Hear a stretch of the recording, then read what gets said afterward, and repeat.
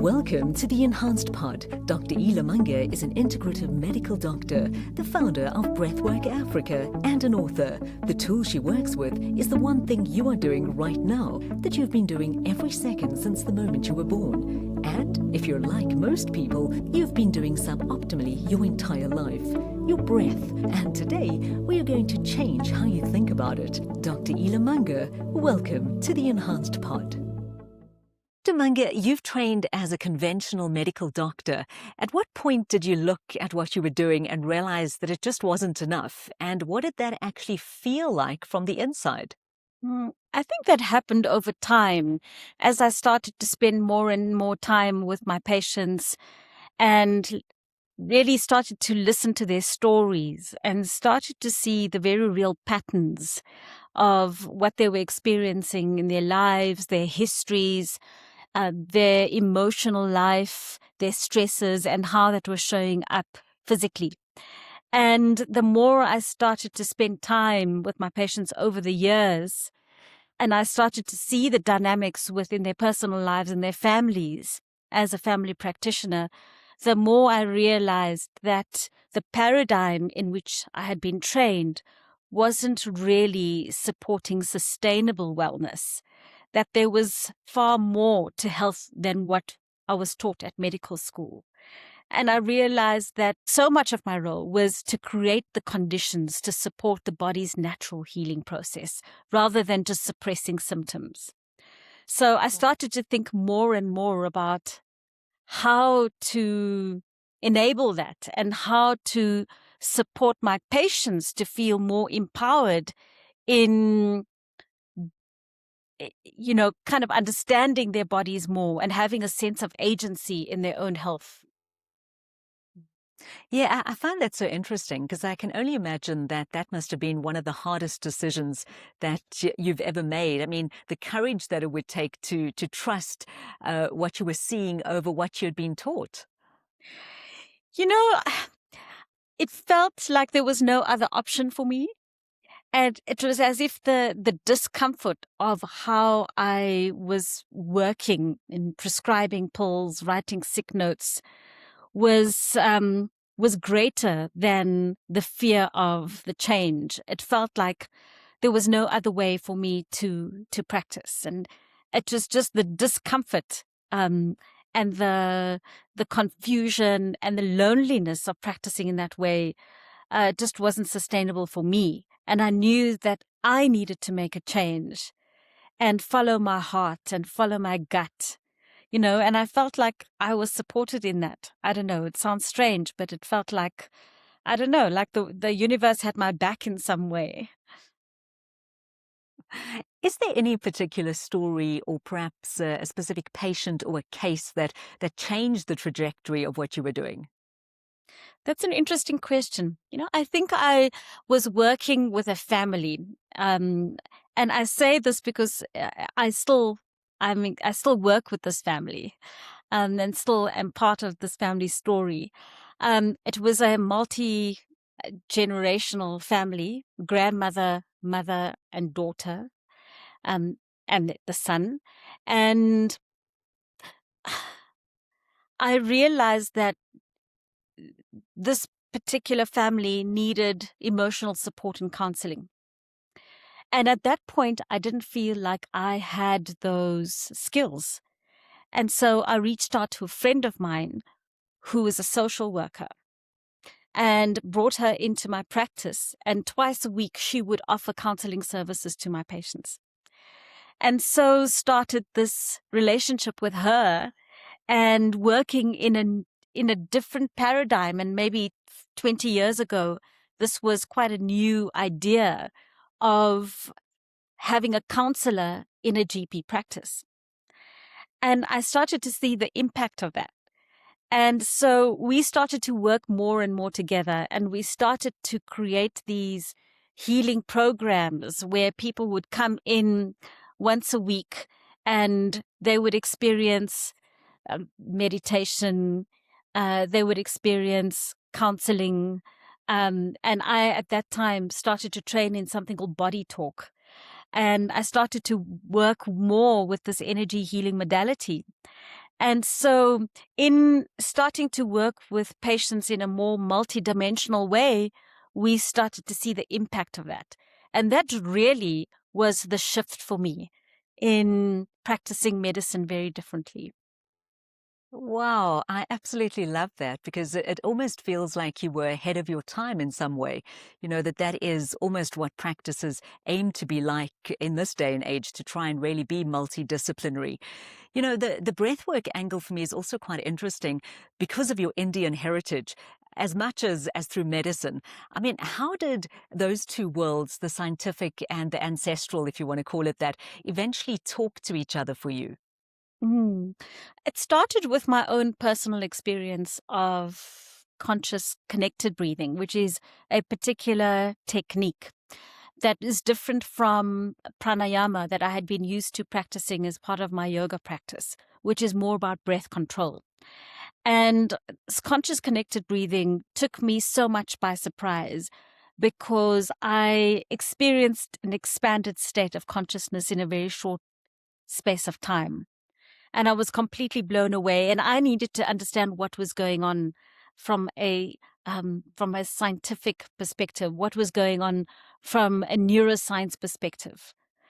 And I started to delve into the world of conscious breathing and realized that it is such a vast universe, that we often associate with certain Eastern practices. But in fact, conscious breathing is part of every traditional wisdom practice. It is part of the way that, African indigenous shamans, sangomas, are able to tap into expanded states. Perhaps not consciously, but when someone is in an altered state of consciousness, or someone is in a trance state, or in a state of transmitting healing energy, the breathing pattern changes. So, we are talking about breathing practices on the far end of the spectrum. But what became more important for me was how to return to this basic function that most of us take for granted.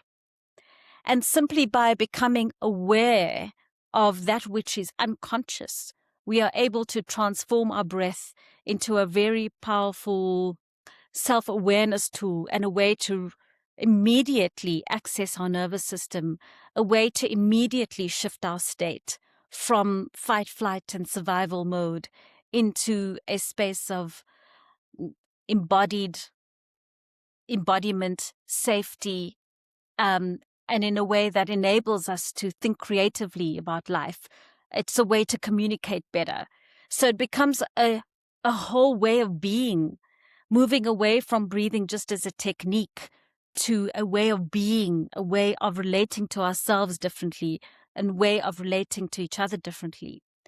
So I think over time, my own understanding of breath, as it has deepened and as it has expanded, has also become more simple and more practical, so that it can be accessed by every single person on the planet, despite, their educational status or their belief systems.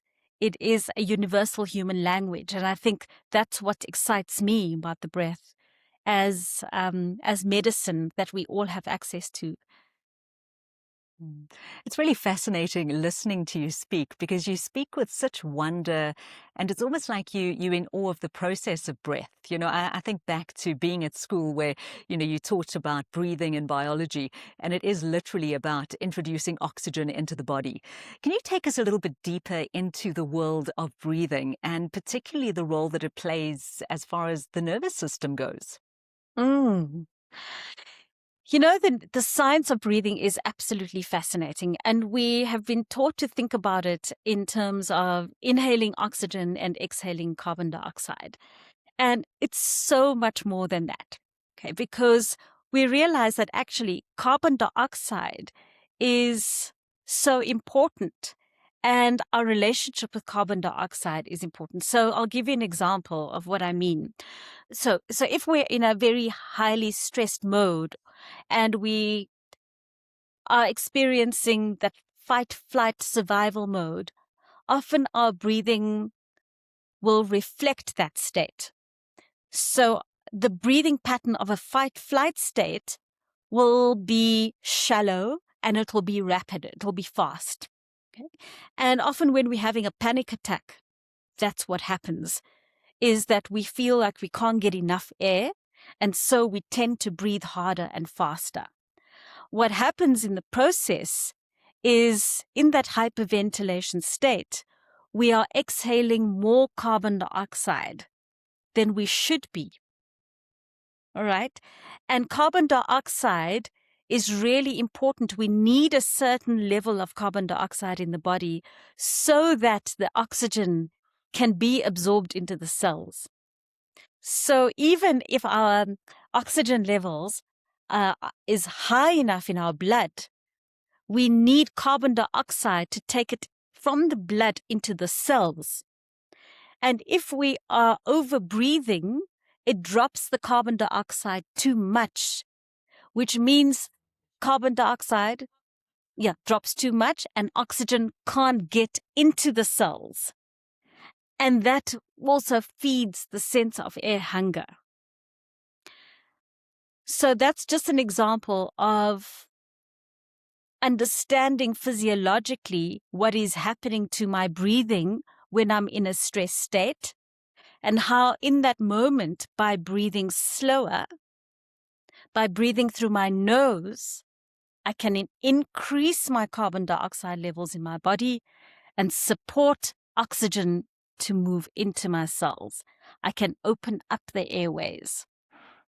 So we're talking more about a relationship between the inhale and exhale, the relationship between carbon dioxide and oxygen. They don't work against each other. They work with each other. So it's really working with this idea of holding duality. So as much as it's physiological, it's also philosophical. You know, I think the breath teaches us so much about the way we can live. I also did some reading up on about breathing and, you know, the central nervous system. And a fact that was really interesting for me was that breathing is the only automatic function of the body that we can consciously override. And so, in other words, it's the only direct control panel that we have for our own nervous system. What are your thoughts on that? Absolutely. You know, breathing is, as you said, an automatic function, as is our heartbeat, as is our temperature regulation. It's all part of the body's autonomic nervous system. It's fascinating that our neurological system has evolved so that we are able to consciously control breathing. And I've often thought about, why did that happen? How did we evolve so that we consciously have control over the breath? And actually, it starts with the development of language. Okay, so when we started to imitate the sounds of nature, when we started to cultivate ways of communicating with each other, that involved a change in the way we breathe. So speech is breath control. Speech is an articulated exhalation that involves the movement of the diaphragm, the vocal cords, our facial muscles, our tongue, the way the tongue hits up against the palate. So much of these mechanisms had to develop and evolve so that we had more control over our breathing. And so even if you look at the diaphragm, which is our main breathing muscle, it has both smooth muscle fibers, which facilitates unconscious breathing. But we have also developed skeletal muscle fibers, which means that we have control over the movement of our diaphragm. if we look at the way that the brain is wired, as soon as we start to pay attention to the breath, a different part of the brain starts to light up. A different part of the respiratory control center starts to light up. So our entire physiology has adapted itself over time, over the evolution of our species, so that we could start having more control of our breath, which is just so incredible. And so we're at a time now where we can leverage off that we are able to consciously access a different emotional state, a different state of our nervous system by understanding our breath more deeply and understanding our bodies more deeply. And, this is why I'm always fascinated and in awe of this magnificent function, because it is so much more than just the exchange of oxygen and carbon dioxide. It's far more than just the respiratory system, that actually the act of breathing involves the entire body, from our connective tissue to the vagus nerve to a neurological system. In fact, there's no system in the body that is not involved with breath. It impacts everything. Wow, it is. It's actually a miracle of nature if you think about it. And I mean, it is the breath of life at the end of the day.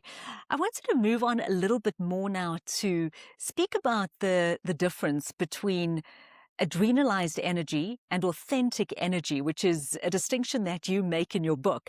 And what is the actual difference in the body between these two states? Well, if we didn't have the survival response, we wouldn't live.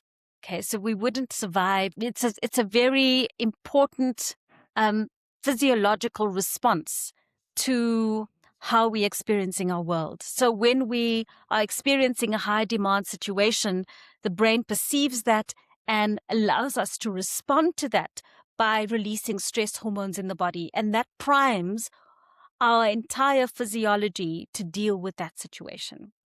Our entire functioning as a human being is dependent on the balance between this kind of adrenalized energy that is created in response to high demand or danger or a slight threat, and the rest and digest mode, which is the relaxation mode. That is the mode that supports the body to regenerate and supports the body to return to homeostasis. And so ideally, there needs to be a balance between these two. They're waves of energy. And like everything in nature works with waves, right? And so the nature of the life that we live currently is that we are perceiving everything as high demand. From our smartphones, just to the nature of the way that we're living at the moment, our nervous system is perceiving that as a threat and is constantly then producing this adrenalized energy. And adrenalized energy can feel really energizing and wonderful. It gets us going. It keeps us in action. It keeps our brain sharp. It has a very important role. The problem is that if we are not recovering enough back to a deep enough baseline, then we kind of shift our baseline to one that is constantly locked in this adrenalized mode. And so it serves us for a while, and we can manage that for a while until the body's resources are depleted, because we are not recovering enough. And eventually we start experiencing the effects of prolonged adrenalized energy and then eventually burnout. That's what leads to burnout, is when we are in this adrenalized energy mode for too long. And I think, for me, I became really aware of this difference between adrenalized energy and authentic energy when I was sitting with a patient the one day, and I remember this so clearly because she was so energized and she was sitting at the edge of a chair, and the pace of her speech was fast, and she seemed so engaged and passionate, and she was. And on the surface, she seemed like a really energized person. And yet, when she started to describe what she was experiencing in her body, I realized that her body was not keeping up with her state of kind of being switched on. It wasn't supporting her passion, that her body wasn't supporting how her mind was working. And I became more aware of the quality of a more sustained, authentic energy, which enables us to ride the waves of intensity, enables us to notice when that is not appropriate anymore. And that enables us to consciously switch out of that mode and support deeper rest. And that's really what energy management is, and why I was so interested in breath being such an accessible tool to firstly read our bodies and shift our state immediately. I find it so interesting that you speak of burnout. We had a conversation with a sleep expert last week, Dr Alison Bentley, and she was speaking about the 3 to 4 a.m. waking cycle, that early morning cortisol spike. And it's often one of the first physical signs that a person is tipping into burnout. What are you seeing in the body's breath patterns at that same stage? It's fascinating how every brainwave state has a corresponding breathing pattern.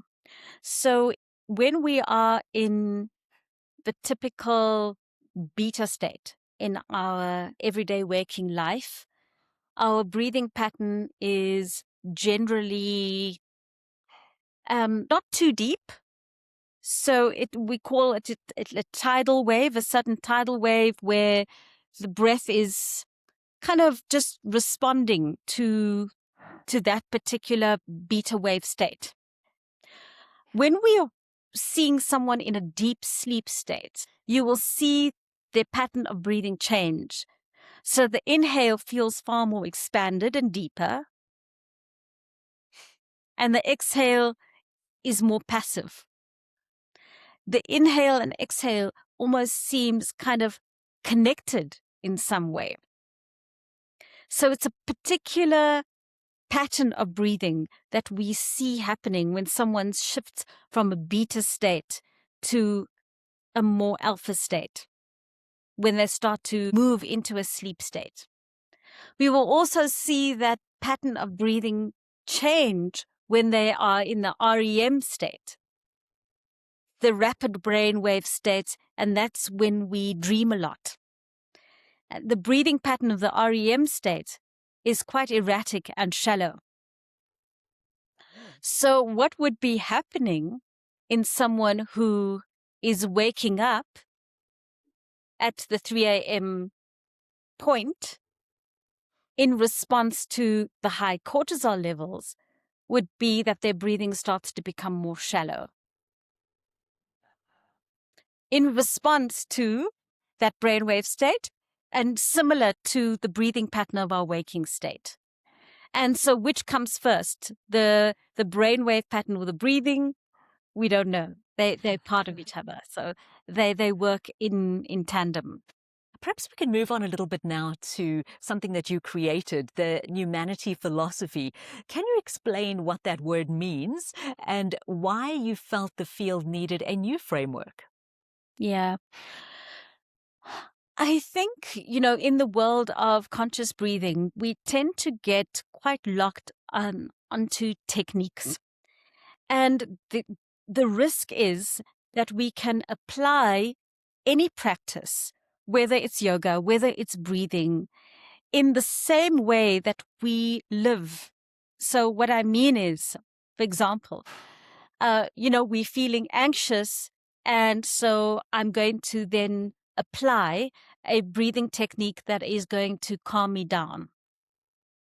So we move too quickly to shifting away from what we're feeling versus staying with the discomfort and listening to what the body may be communicating to us in that way. And it felt really important for me and for Breathwork Africa to shift away from applying technique in the same way that we would take a pill, to suppress, to move away from discomfort, and also to think about how do we use breath in a way that aligns us back, recalibrates us back to us as part of nature. We forget that we are part of nature. We often think of ourselves as separate from, but we are subject to all the laws of nature. And I think this is another reason that we have become so burnt out. That separation between us and nature has created this dis-ease. And so for us, breath is a language that enables us to return to us as part of nature and thus supporting the body's innate capacity to heal itself. What are the conditions that are required for us to support the body's innate healing capacity? And so that became really important for us to think about. I was at a point where I wanted to articulate what I have come to learn and discover about what this healing process is and what it means and the principles that govern the healing process. And so I started to crystallize my learnings and my insights of the last, 15 or 20 years of practicing in this way into these 7 principles. And so the overarching philosophy is called Numanity, and it comes from, it's a coined term that comes from pneuma, the Greek word that means breath or life force. And in many traditions, the word for breath and the life force is the same word. So pneuma, Pneuma, speaks to life force, breath, and humanity. So pneuma and humanity, breath-inspired humanity, but also playing on a new humanity that is breath-inspired. So that's why Numanity. And the 7 principles are really the principles of nature that invite us to realign with them. Dr. Manga, I also found it really interesting what you said there in your explanation of Numanity, where you said that, we should maybe get used to feeling a little bit uncomfortable rather than looking for, that quick fix. Why is it important to be comfortable in the discomfort? The body is constantly speaking to what it is we need. A very simple thing like thirst, for example, going to the bathroom. Simple thing. We tend to override those little signals that are constantly inviting us to make an adjustment, to just make a little shift, to shift our posture, to do a little stretch. Our bodies are incredibly intelligent systems that is based on bidirectional communication from the body to the brain and from the brain back to the body. And it requires that constant communication. And what happens is that when we are in the state of adrenalized energy, we become desensitized to what the body is communicating to us. So we tend to override the signals of pain, physical pain and discomfort. But we also tend to override our feelings and emotions. And this is something that I feel quite strongly about, is that what makes us human is our capacity to feel. I don't think that we have been raised in a society and in systems that honor that honor the role, that honors the role of our sadness, of our grief, of our fear, of our joy, of our creativity. This is the way that we connect with each other. So we've been taught not to cry, we've been taught to suppress, we've been taught to judge our emotion and label it as weak or whatever it is. And so we haven't cultivated a strong enough emotional literacy. And the result of that is that we suppress it and we do not allow the channels for our emotion to be expressed in a healthy way. And the result is that it remains stuck in the body. Emotion is energy in motion. It is there so that we can move in certain directions.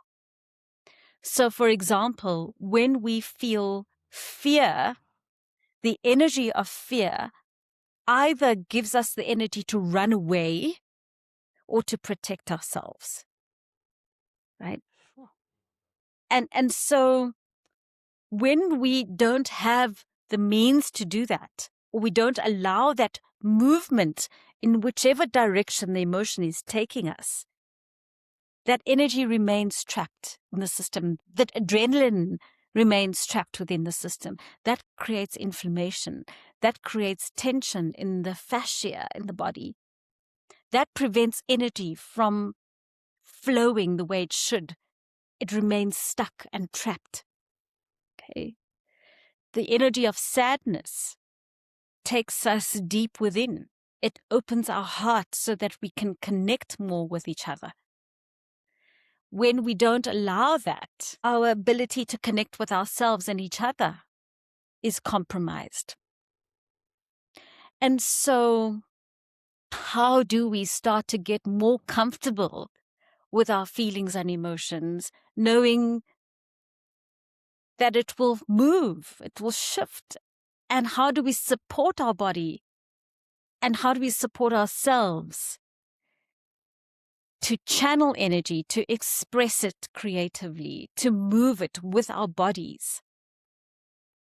And breath is a way to do that, And so embodiment is one of the threads of humanity, one of the 7 threads of humanity.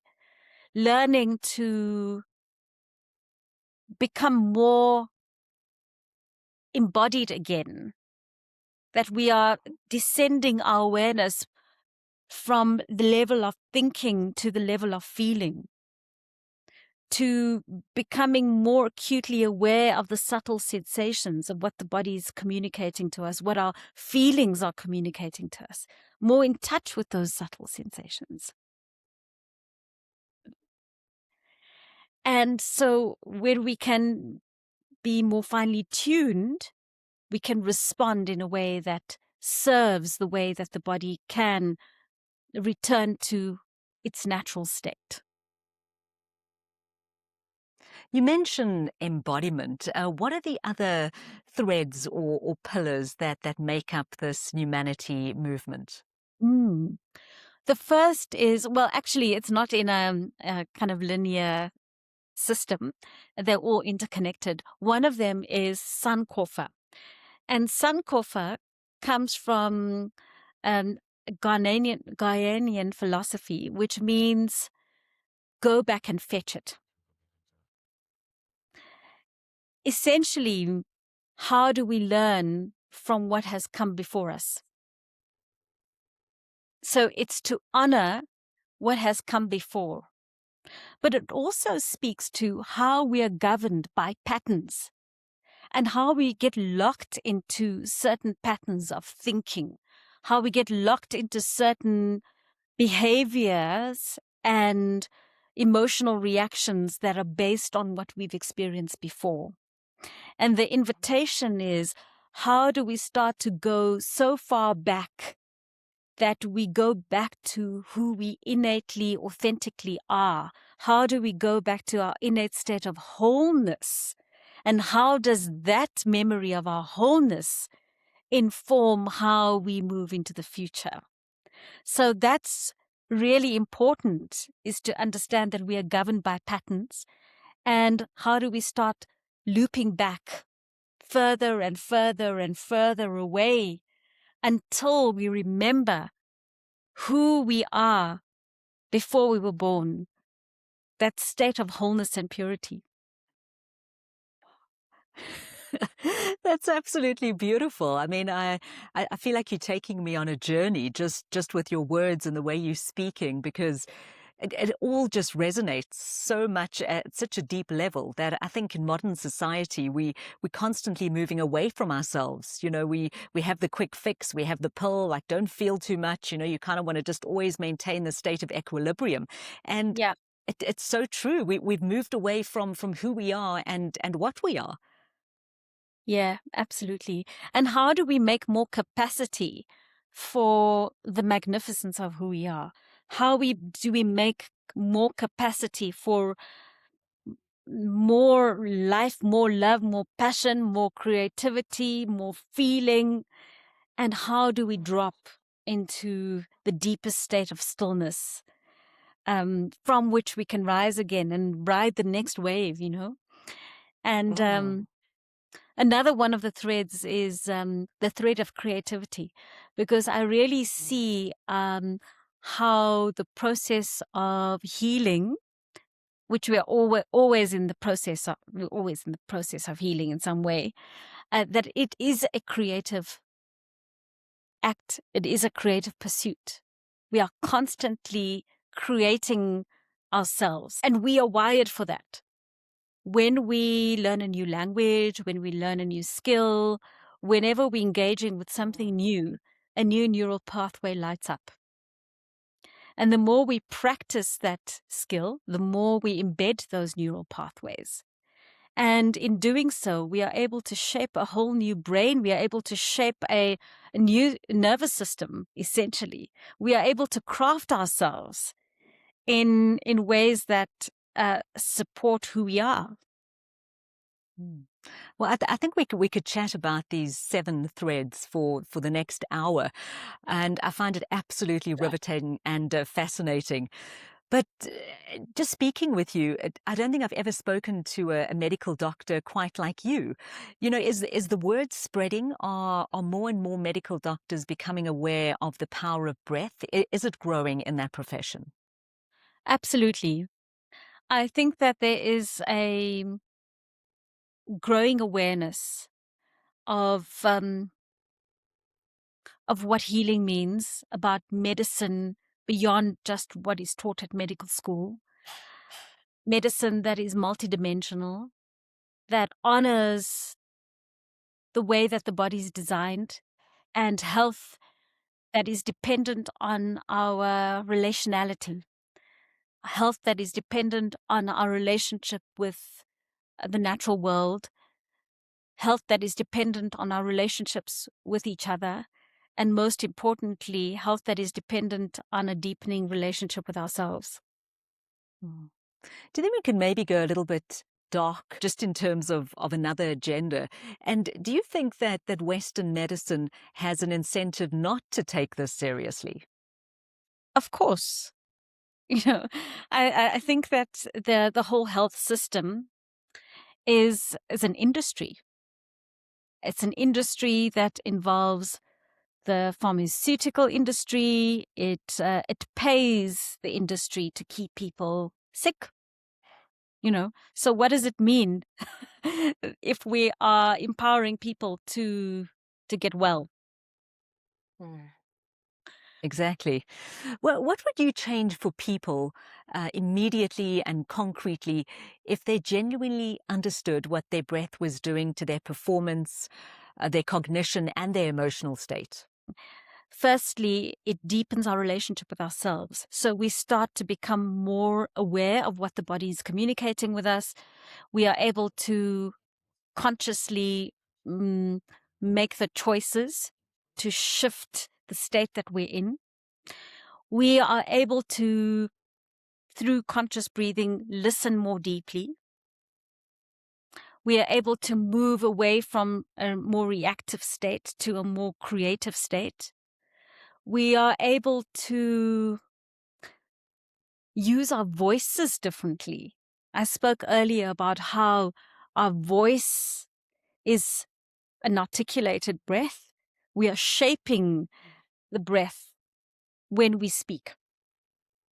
So when we become more in tune with what is involved with speech, our diaphragm, we are able to communicate more effectively in a way that makes our message really land. You know, we are able to support ourselves to fall asleep and support a more restorative sleep. We are able to apply it in ways that we exercise, optimizing sports performance. So we can use it when we are getting frustrated, sitting in a queue and getting impatient. So it really becomes a new way of relating to life and ourselves. It becomes a way of being. And the more we start to kind of build our skill set and repertoire of practices, the more creative we can get with it. You speak about the frustration of sitting in a queue. I mean, what sort of breathing could you do just on the minute to kind of, just calm yourself down? Well, I love the very simple practice of inhaling slowly for a count of 5 and exhaling slowly for a count of 5. And I love the finger holding practice that supports you to keep your attention without getting distracted. So simply holding one finger at a time, inhaling for 5, exhaling for 5, moving on to the next finger, one breath on each finger, that keeps your attention just focused on your breath and on yourself. And yeah, that is really quite effective. And before you know it, the time goes. And you start getting more interested in, I suppose, it changes your brain away, it changes your brain state away from that irritability to one that is more curious and that can observe things differently and can perceive the situation differently, can perceive the environment differently. So it also helps us to shift our perspective of what we're experiencing in a moment.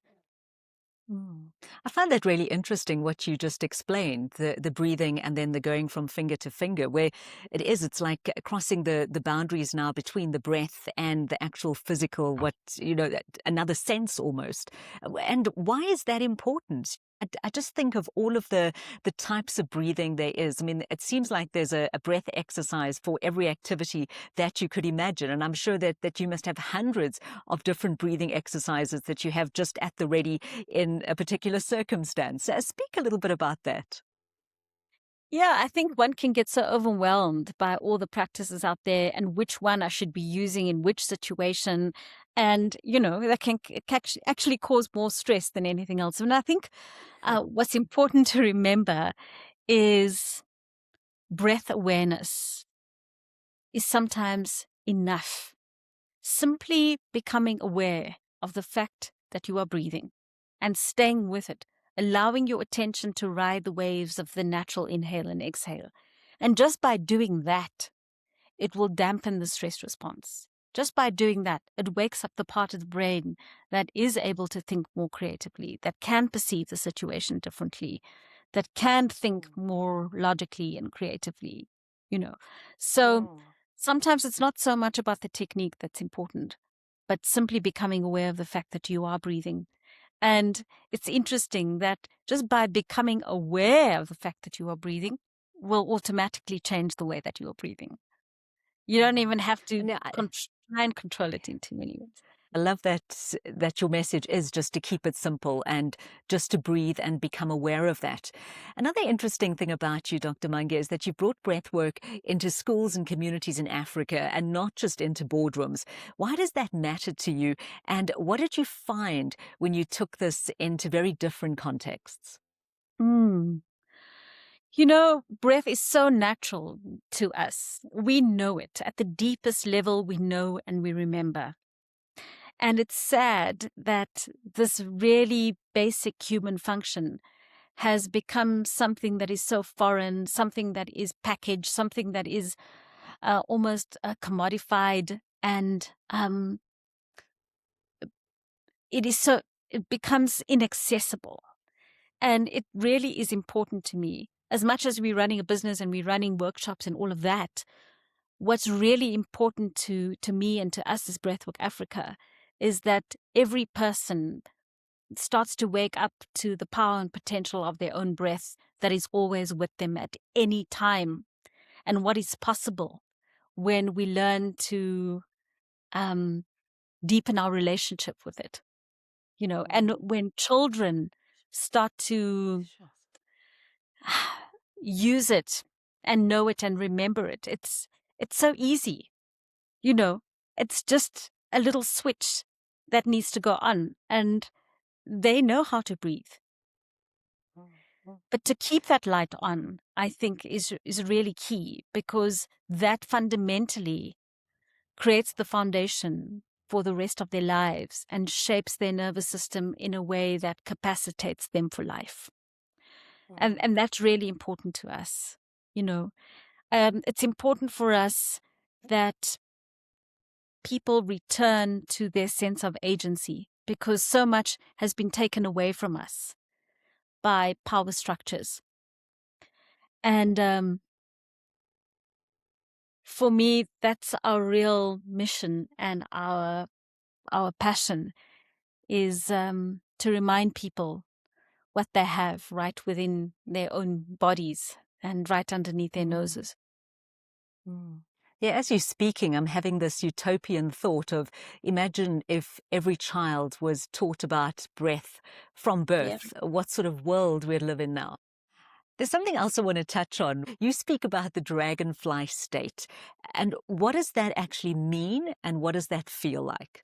I think what's really important for our time is our capacity to hold multiple dimensions of attention and to know when to switch from one to the other.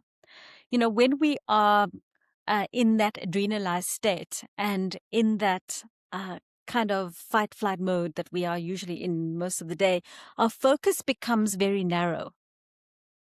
And it becomes difficult to see the bigger picture. You know, when we do not feel safe, we only see what's immediately in front of us.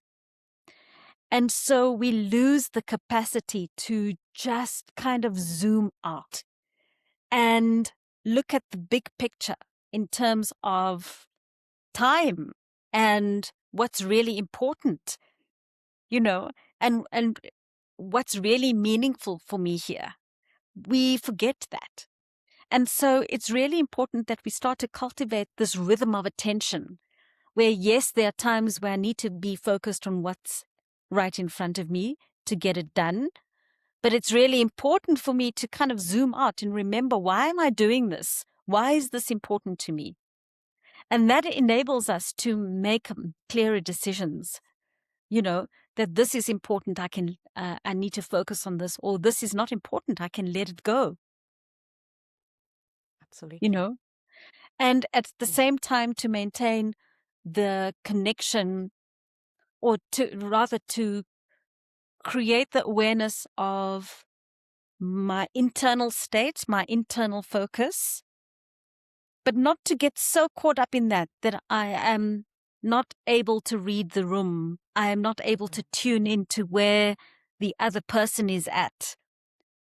You know, so the ability to feel and sense into what is happening in the room and what is happening with me without compromising either is really important.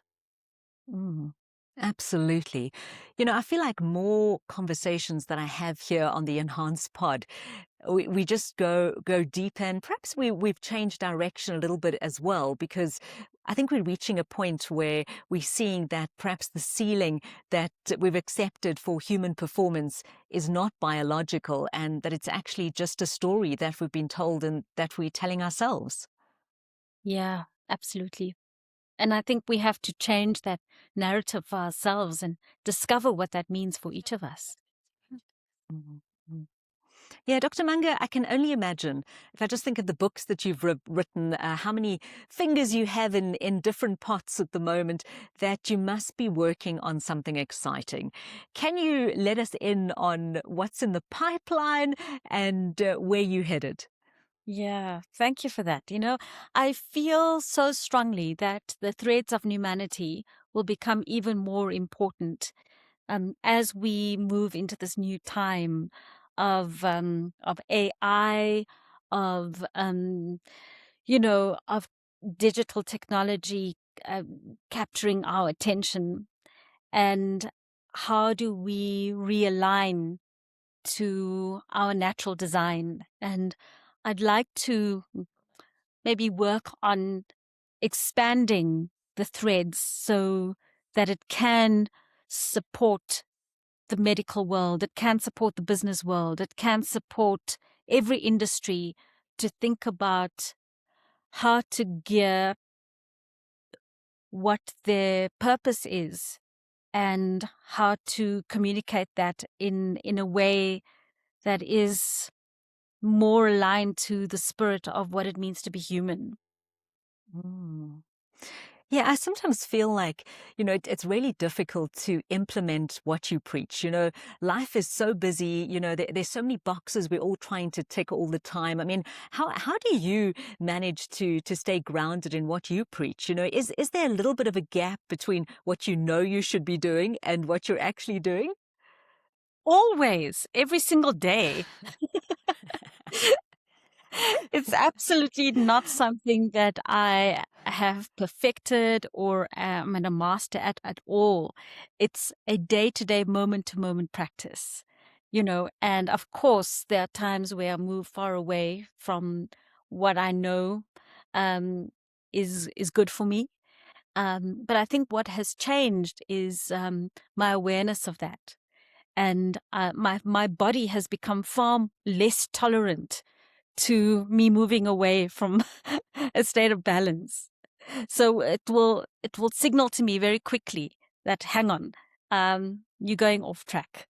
And so I- I've become better at noticing when I'm going off track and then coming back to what I need. What would the signals be that you would take notice of? So, I mean, an example is today I woke up with a headache, and this is quite unusual for me to wake up with a headache. And I started to feel into, okay, what is actually going on here? Am I dehydrated? Am I a little bit under-resourced? And as I started to, tune into my own breath to feel into, okay, what is going on here? My body awareness took me to my back and realized that I was holding tension in my back and my shoulders. And actually, what my body needed in that moment was just to do a few stretches. And that immediately, it wasn't anything too sophisticated, just a few kind of spinal rocks. And that shifted something, and it shifted my breath. That led to another awareness of, what I needed to eat that was better for me, or how I needed to take something to boost my immune system, or, how do I respond to what my body's asking? How do I tune Mm. into what my body's asking, and how do I respond? You know? Mm. So We always ask guests on this podcast about what they do to regulate their nervous systems when they're in a high pressure situation. What do you do, Dr. Manga? It doesn't even have to be breath related. It can be absolutely anything. When you're in a moment of stress, is there something that you do that immediately calms you down? yeah, you know, I'm so glad you asked this question about regulating the nervous system. And I've been having conversations with my colleagues around this idea of regulating the nervous system. And I think that's one part of the conversation, that yes, we need grounding in that moment. And for me, the grounding breath is fantastic. It's a slow double inhalation through the nostrils and a slow exhalation through the mouth. Um, for me, it's also more than just nervous system regulation. It's about cultivating more of a capacity to deal with the intensity. And it's also giving me the capacity to express what I need to express in that moment. Sometimes nervous system regulation keeps us trapped in a very narrow kind of band within the nervous system. And as I was explaining to you earlier, and as we were speaking about emotions, sometimes it's important to express emotion. Sometimes it's important to move energy. And how do we cultivate the capacity to do that?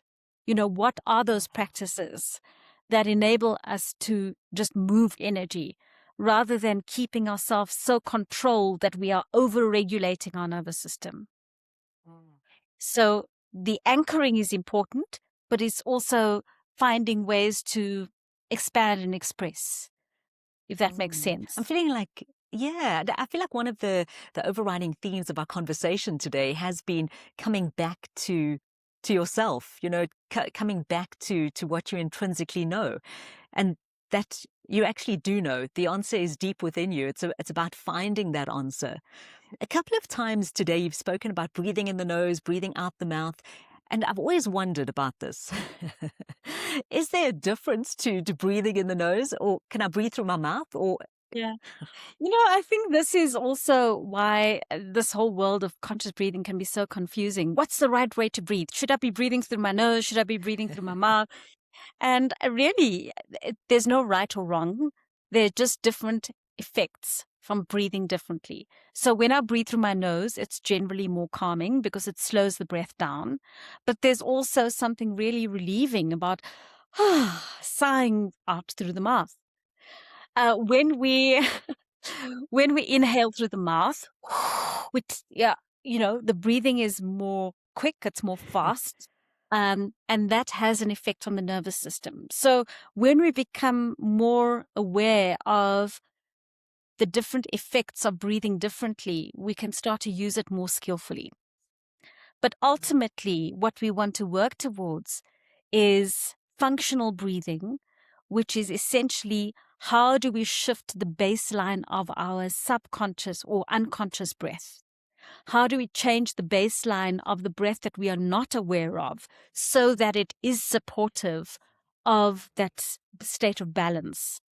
Most of us have shifted our baseline pattern of breathing to one that is fast and shallow, that is reflective of our adrenalized state, that is reflective of us living in the head, And so the more we start to use these practices, the more we deepen our relationship with the breath, we can drop that baseline to one that enables us to be more in tune with the body, that enables us to shift our perspective of things.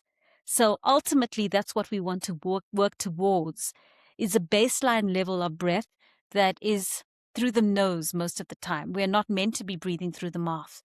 Our unconscious breath should be through the nose, unless we are yawning or sighing, or we need a lot more air, greater volume of air, for example, at a particular time. But for that to be a habit is not ideal. And so all the practices ultimately is to serve breath intelligence. The show started with a question. If the most enhanced athletes on the planet are experimenting at the absolute edge of human potential, what can the rest of us learn from that?